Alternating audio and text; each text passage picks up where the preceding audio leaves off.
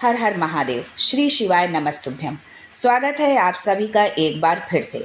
मेरे देवाधिदेव महादेव आप व आपके परिवार पर अपनी कृपा दृष्टि सदा सर्वदा बनाए रखें। दोस्तों, अगर आप अपनी लाइफ में नया कुछ सीखना चाहते हैं तो चैनल को सब्सक्राइब जरूर करिएगा। दोस्तों, हिंदू धर्म में शिवलिंग की पूजा का विशेष महत्व होता है और जब सावन का महीना चल रहा हो तो वो भगवान भोलेनाथ की पूजा के लिए बहुत ही खास हो जाता है, क्योंकि सावन का महीना जो है भगवान भोलेनाथ की पूजा अर्चना के लिए, उनको रिझाने के लिए, उनको प्रसन्न करने के लिए ही है। मान्यता है कि सावन के महीने में शिवलिंग पर रोजाना यदि जलाभिषेक किया जाए तो उससे भोलेनाथ अतिशीघ्र प्रसन्न होकर अपनी असीम कृपा अपने भक्तों पर बरसाते हैं, उनके सारे दुख दर्द दूर करते हैं और जो भी आपके मन में कामना होती है उसको शीघ्र पूर्ण करते हैं। वहीं लोक मान्यताओं में शिवलिंग पर चढ़ाया हुआ जल पीने की बात भी कही जाती है।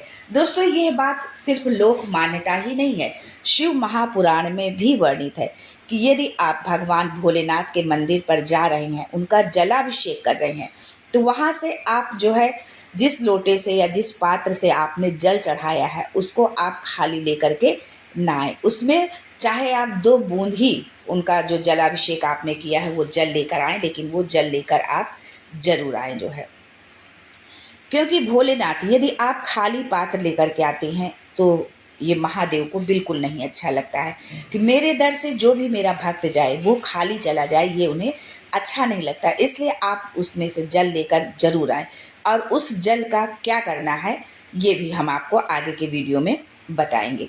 दोस्तों, शिव महापुराण में अभिषेक का बहुत महत्व बताया गया है। शिवलिंग का जलाभिषेक शिव कृपा प्राप्ति का सर्वाधिक सरल मार्ग है। हमारे गुरुजी पंडित प्रदीप मिश्रा जी भी अपनी कथा में कहते हैं कि 1 लोटा जल सब समस्या का हल। शिवलिंग पर जल चढ़ाते समय आप जो पात्र लें वो तांबे का हो, लेकिन तांबे के पात्र से आप सिर्फ जलाभिषेक ही करें। इसमें आपको जो है दूध नहीं डालना है। भगवान भोलेनाथ को यदि आप दूध से उनका अभिषेक कर रहे हैं तो इस पात्र में दूध आपको नहीं डालना है। शिव महापुराण में बताया गया है कि भिन्न भिन्न चीज़ों से अभिषेक से अलग अलग फलों की प्राप्ति होती है। आप शहद से जलाभिषेक करते हैं तो उससे अलग फल की प्राप्ति होती है, दही से करते हैं, दूध से करते हैं, जो है गन्ने के रस से करते हैं। इस तरह बहुत सारी सामग्री बताई गई हैं जिनका फल भी, इससे अगर आप अभिषेक करते हैं तो उसका फल भी अलग अलग प्राप्त होता है। दोस्तों, शिव पुराण के विद्येश्वर संहिता के 22वें अध्याय के 18वें श्लोक में बताया गया है कि शिवलिंग पर चढ़े जल के पीने का नियम क्या है, शिवलिंग से जल कैसे लेना चाहिए और इस जल से क्या फायदे होते हैं। बहुत सारी जानकारी आज जो है भगवान भोलेनाथ की पूजा अर्चना से संबंधित आपको इस वीडियो में मिलने वाली है, तो वीडियो पूरा देखें, बिल्कुल भी आप जो है इसको स्किप नहीं करें। और आपके सावन का महीना चल रहा है, अगर आपसे अभी तक कोई त्रुटि हुई है या कोई आपकी बात जानकारी में नहीं थी तो अभी आप उसको जो है सुधार सकते हैं। भोलेनाथ तो बहुत दयालु हैं, वो अपने भक्तों की जो है गलती को माफ़ भी कर देते हैं यदि आप जो है उनसे क्षमा याचना करते हैं। लेकिन आगे बढ़ने से पहले आपसे रिक्वेस्ट करती हूँ कि वीडियो को लाइक करिएगा, दोस्तों को शेयर कर दीजिएगा और अगर आपने अभी तक चैनल को सब्सक्राइब नहीं किया है तो चैनल को सब्सक्राइब करके बेल आइकन जरूर दबाइएगा।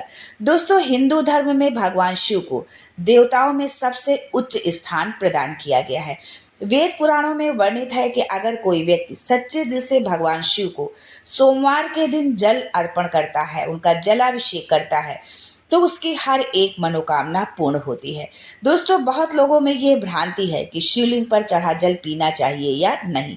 इसका प्रमाण विद्येश्वर संहिता का ये श्लोक प्रमाणित करता है कि शिवलिंग में चढ़ा हुआ जल पीना चाहिए या नहीं। श्लोक इस प्रकार है, सनापायित्व विधानेन यो लिंग स्नाप नोदकम त्रिः पिबेत त्रिविध पाप तस्य यासु विनश्यन्ति।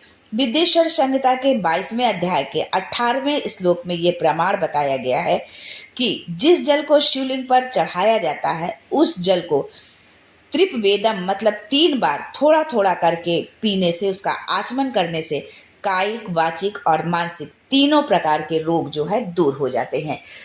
शिव जी पर जल अर्पित करते समय इस मंत्र का उच्चारण करना चाहिए।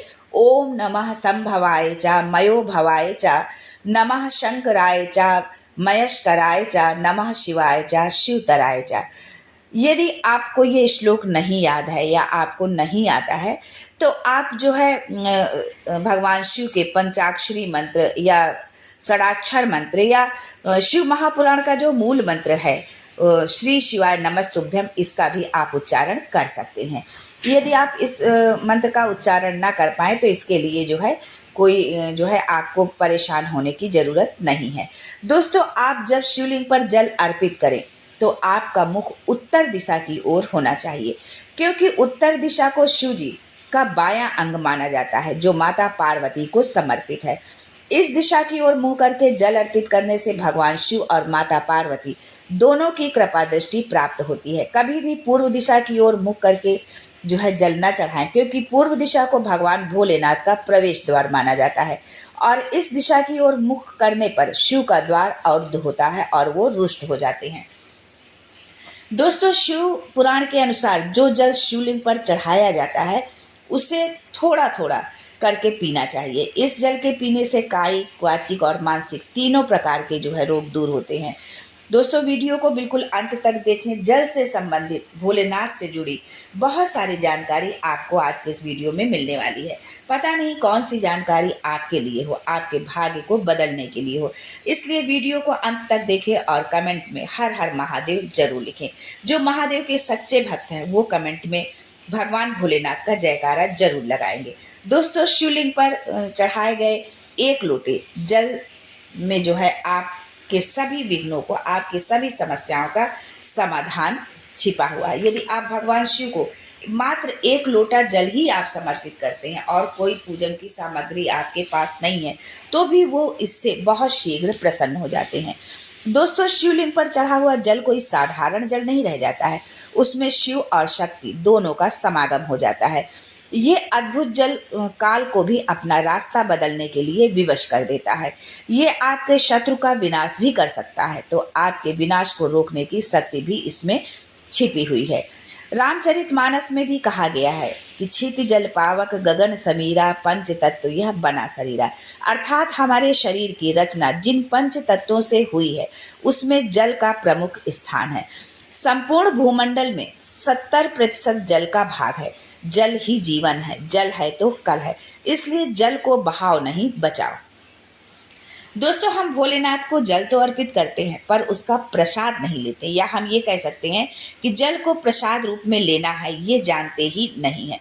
शिव जी को बहुत तरह तरह का भोग अर्पित करते हैं पर जो मुख्य प्रसाद है उसे लेते ही नहीं है। दोस्तों, हम आगे अब जानते हैं कि भोलेनाथ पर चढ़ा जल कैसे पीना चाहिए, पीने के उसके क्या फायदे हैं जो है और उसको रखना कैसे है और रखने के क्या फ़ायदे। साथ ही ये भी आपको आज के वीडियो में बताएंगे कि शिवलिंग पर चढ़े हुए जल को यदि आप ला करके अपने घर में उसको जो है थोड़ा सा छिड़काव कर देते हैं, छिड़क देते हैं, तो उसका क्या फ़ायदा मिलता है।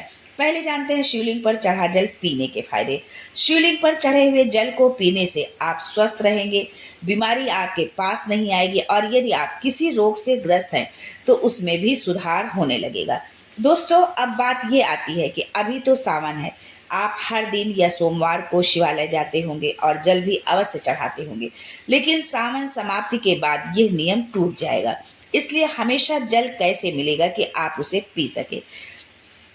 तो सबसे पहली बात है कि यदि आपके पास समय है तो आप सावन माह में तो आप भगवान भोलेनाथ की पूजा अर्चना करते ही हैं, लेकिन सावन के बाद भी यदि आपके घर के पास में कोई शिवालय है तो आप एक लोटा जल भगवान भोलेनाथ को जरूर समर्पित करें। लेकिन यदि मान लो किसी कारणवश आप प्रतिदिन नहीं जा सकते हैं तो आप कैसे इस जल को आप एकत्रित करके रख सकते हैं। इसके लिए आप किसी जो है साफ सुथरी जो है आप उसके लिए जो है आप बोतल ले लें और फिर उसमें जल आप एकत्रित कर लें, फिर थोड़ा थोड़ा करके उसको आप पीते रहें। अब एक बात ये भी है कि जल अधिक दिन तक स्वच्छ नहीं रह पाएगा, इसके लिए आप गंगा जल का प्रयोग करें। मतलब जो यदि आप प्रतिदिन नहीं जा सकते, प्रतिदिन जाकर आप जल लाते हैं तो बहुत अच्छी बात, लेकिन यदि आप प्रतिदिन नहीं जा सकते हैं तो आप इसके लिए गंगा जल का प्रयोग करें कि गंगा जल से शिव जी का अभिषेक करें और उस जल को एकत्रित करके जो है किसी कांच की बोतल पर आप एकत्रित करके रखें, प्लास्टिक की बोतल में ना रखें। शिवलिंग पर चढ़े जल को पीने से आरोग्य की प्राप्ति होगी, आपका भाग्य बलवान होगा, दुर्भाग्य आपसे कोसों दूर होगा। अगर किसी भी प्रकार का ग्रह दोष है जिसके कारण आपके समस्त कार्यों में बाधा आती रहती है, इससे जो है छुटकारा पाने के लिए आप नित्य शिवलिंग पर चढ़ा जल पीजिए। इससे ग्रह पीड़ा से आपको छुटकारा मिलेगा। दोस्तों, शिवलिंग पर चढ़ा जल पीने से पुनः कायाकल्प होता है। जैसे ही आपके शरीर में समय से पहले ही बुढ़ापा आ गया है, शक्ति नहीं है, जोश नहीं है, आपके शरीर में वो शक्ति नहीं है जो पहले थी। तो दोस्तों, अगर आप अपने शरीर का पुनः कायाकल्प करना चाहते हैं, नई ऊर्जा का संचार चाहते हैं, तो शिवलिंग पर चढ़ा जल पीना शुरू कर दीजिए। जल पीते ही आपके अंदर एक जोश, ऊर्जा का संचार शुरू हो जाएगा। कार्य करने की आपकी क्षमता भी बढ़ेगी। दोस्तों, अगर आपसे कोई पाप हो गया है और आप पश्चाताप करना चाहते हैं, पापों से मुक्ति पाना चाहते हैं, तो नित्य शिवलिंग पर जल चढ़ाइए और उसको पीना शुरू कर दीजिए। यदि आप अष्ट सिद्धि को सिद्ध करना चाहते हैं, तो मंत्र साधना के साथ जो है शिवलिंग पर चढ़ा जल पीना शुरू कर दीजिए। आपको अतिशीघ्र सिद्धि की प्राप्ति होगी। दोस्तों, यदि आप किसी मंत्र को सिद्ध करना चाहते हैं कि हम किसी मंत्र को जो है सिद्ध करना है, हमें इस सावन में जो है कि मान लीजिए कि मंत्र है ओम नमः शिवाय या श्री शिवाय नमस्तुभ्यम या जो है नमः शिवाय, मतलब जो भी मंत्र आपको सिद्ध करना चाहते हैं, लेकिन ये शीघ्र सिद्ध नहीं हो रहा। आपने बहुत प्रयास किया, बहुत तरह की युक्ति आपने अपनाई, बहुत लोगों से जो है आपने जानकारी ली इसकी, लेकिन फिर भी जो है वो सिद्ध नहीं हो रहा है। तो इसके लिए आप शिवलिंग पर चढ़े जल को पीजिए और एक माला ओम नमः शिवाय का जाप करिए। दोस्तों, हमने अपने जो है चैनल में वीडियो में बताया है कि किसको ओम नमः शिवाय का जाप करना चाहिए और किसको नमः शिवाय का जाप करना चाहिए और कब ओम नमः शिवाय का जाप करना चाहिए और कब नहीं करना चाहिए। ये जानकारी हमारे चैनल में पड़े हुए वीडियो में आपको मिल जाएगी। आपके अंदर एक अलौकिक शक्ति का जो है संचार होगा, जिससे आप भूत भविष्य वर्तमान के दृष्टा बन जाएंगे। यानी जब आपको सिद्धि हो जाएगी तो आप जो है अपना तो आप देख ही पाएंगे, लेकिन दूसरे लोगों का भी भूत भविष्य और वर्तमान देख पाएंगे। यानी कि आपको भूत भविष्य वर्तमान का ज्ञान हो जाएगा। आप किसी का भी भविष्य बता सकने में समर्थ होंगे। यदि आपके नेत्र की ज्योति दिन प्रतिदिन क्षीण हो रही है, तो आप शिवलिंग पर चढ़े जल से नित्य जो है अपने नेत्रों का प्रक्षालन करें, अर्थात धोएं। ऐसा करने से आपके नेत्र की ज्योति में धीरे धीरे वृद्धि होगी। दोस्तों, नेत्र की ज्योति के लिए एक बहुत ही सुंदर उपाय है जो गुरुजी ने अपनी कथा में बताया, पंडित प्रदीप मिश्रा जी ने, कि शिवलिंग पे जल जहाँ से गिरता है, जो लास्ट का भाग होता है जलहरी का, उसका जो चौड़ा सा भाग होता है जहाँ से जल गिरता है, उसको यदि आप जो है 1 महीने तक प्रतिदिन जो है जलाभिषेक करें और उसका स्पर्श करके 3 बार अपने नेत्रों में उसका स्पर्श कराएं और अपना जो है 1 महीने के बाद 23 दिन के बाद गुरुजी ने बताया है। तो हम सीधे सीधे 1 महीने आपको बोल रहे हैं कि आप यदि आप 23 दिन के 1 महीने के बाद यदि आप अपने जो है आँखों की रोशनी टेस्ट कराते हैं, तो आप पहले टेस्ट करा लीजिए और उसके बाद में करिए, तो कुछ ना कुछ जो है आपको वो बढ़ा हुआ नेत्रों की ज्योति आपको बढ़ी हुई जरूर मिलेगी। ये बहुत ही सुंदर उपाय गुरुजी ने अपनी कथा में बताया है। इस जो है स्वच्छ कपड़े से शिवलिंग पर चढ़े जल को पहले आप किसी स्वच्छ कपड़े से आप छान लें, जो जल का यदि आप आंखों में प्रक्षालन कर रहे हैं, क्योंकि पूजा में जो है लोग अक्षत, पुष्प और तमाम तरह की सामग्री चढ़ाते हैं, तो आंखों में वो ना चला जाए, इसलिए पहले उसको छान लें। फिर सुबह उठकर सर्वप्रथम अपने नेत्रों को आप उससे धोएं। ऐसा करने से आपकी नेत्र की ज्योति में लाभ मिलेगा। दोस्तों, अब आगे जानते हैं कि शिवलिंग पर चढ़े जल को घर में छिड़कने से क्या होता है।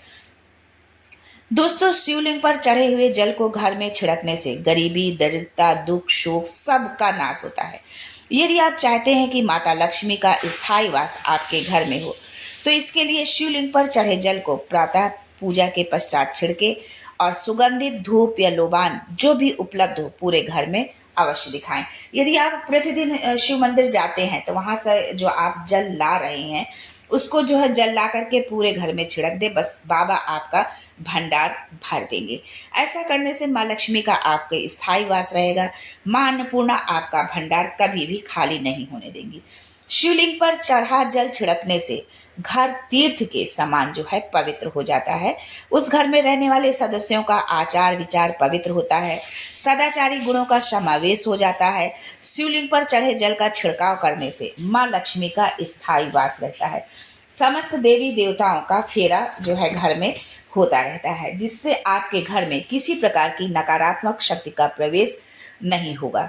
घर का वास्तु दोष समाप्त हो जाएगा। यदि किसी प्रकार का घर में वास्तु दोष है तो वो भी समाप्त हो जाएगा। दोस्तों, यदि आपके घर में किसी की बुरी दृष्टि है, किसी ने जादू टोना कर रखा है, तो इन सब बाधाओं से जो है ये जल बचाता है। ये है इस जल का जो है चमत्कारिक, बहुत ही चमत्कारिक जल है। इसका ये चमत्कार है यदि आप इस जल का छिड़काव करते हैं। इसके लिए एक छोटा सा उपाय बताती हूँ, वो अवश्य करें। शिवलिंग पर चढ़े हुए जल को एक छोटे से तांबे या पीतल के पात्र में भरकर उसका मुंह बंद करके लाल कपड़े में बांधकर घर के मुख्य द्वार पर टांग दीजिए। इससे आपके घर में आने वाली बुरी दृष्टि, नकारात्मकता द्वार से ही वापस हो जाएगी। दोस्तों, अब आगे जानते हैं कि शिवलिंग पर चढ़े जल को घर में रखने के क्या फायदे होते हैं। शिवलिंग पर चढ़े हुए जल को उत्तर या पूर्व दिशा में रखने से या घर के मुख्य द्वार पर रखने से घर में सदा सुख शांति बनी रहेगी। पूजा स्थल में रखने से आपके आध्यात्म में उन्नति होगी। आप शिव के निकट होंगे, उनकी भक्ति में आपका मन लगेगा। भोलेनाथ पर आपकी अटूट श्रद्धा विश्वास जो है आपका बढ़ता जाएगा। शिवलिंग पर चढ़ा पानी चांदी के बेलपत्र के साथ तांबे के लोटे में जमीन पर दबाकर रखने से घर में अकाल मृत्यु नहीं होगी। इसे एक हाथ की गहराई में दबाकर रखें। रोगी व्यक्ति को नहाने के पानी में 2 बूंद यदि इस जल को आप शिवलिंग पर जो चढ़ा हुआ जल है इसको यदि आप डालकर उसको स्नान कराते हैं तो उससे आपको बहुत लाभ मिलेगा। दोस्तों, अब सबसे मुख्य बात है कि शिवलिंग पर चढ़ा हुआ पानी हम कैसे इकट्ठा करें। दोस्तों, शिवलिंग की जलाहरी जो होती है उसके नीचे तांबे का पात्र रखकर जल एकत्रित करना है। भगवान भोलेनाथ का प्रसाद समझकर इकट्ठा करना है। ये तो हुआ जल इकट्ठा करने का तरीका। अब हम कुछ और खास नियम के बारे में जानते हैं। इस पानी पर किसी की छाया नहीं पड़ने देना, इसे पूजा स्थल पर ही रखना, नहीं तो इसकी दिव्यता धीरे धीरे समाप्त होती जाएगी। अपवित्र अवस्था में इसे आप स्पर्श न करें, छुए नहीं। घर में किसी सदस्य से मांग कर आप पी सकते हैं। यदि आपने तामसी भोजन, मांस, मदिरा का सेवन किया है तो इसे ना पिए। यदि आपको पीना है तो पहले आपको स्वयं को पवित्र करना पड़ेगा पंचगव्य पीकर। पंचगव्य अर्थात गौ माता से मिलने वाली 5 चीजों से, दूध, दही, घी, गौमूत्र और गोबर। पंचगव्य पीने के बाद ही आप शिवलिंग पर चढ़ा जल आप जो है पिए। दोस्तों, बिना पूजा उपवास के यदि आप शिव कृपा चाहते हैं तो आप बस एक आक का पुष्प जो है भोलेनाथ को चढ़ाने से 1000 गोदान के बराबर फल आपको प्राप्त होता है। एक सफेद कनेर का पुष्प चढ़ाने से 10,000 आक के पुष्प चढ़ाने के बराबर फल प्राप्त होता है। यदि आप सफेद कनेर का पुष्प उपलब्ध नहीं है तो एक बेलपत्र शिवलिंग पर चढ़ा देते हैं तो 10,000 कनेर के पुष्प चढ़ा देने के बराबर फल प्राप्त होता है। दोस्तों, दान तो बहुत लोग करते हैं, अन्नदान, धन दान, गोदान, लेकिन जो है यदि आप जो है आज जिस दान के बारे में हम आपको बता रहे हैं है वो दान आपने कर दिया तो आप शिव कृपा के साथ यह लोक और परलोक आपका दोनों सुधर जाएगा। मृत्यु के पश्चात सीधे आप स्वर्ग लोक को जाएंगे। जन्म मरण के बंधन से छुटकारा मिल जाएगा। आपको जो है मोक्ष की प्राप्ति होगी। आज के लिए बस इतना ही। दोस्तों, मिलते हैं अगले वीडियो में एक नई जानकारी के साथ। तब तक के लिए हर हर Mahadev and thanks for watching my video.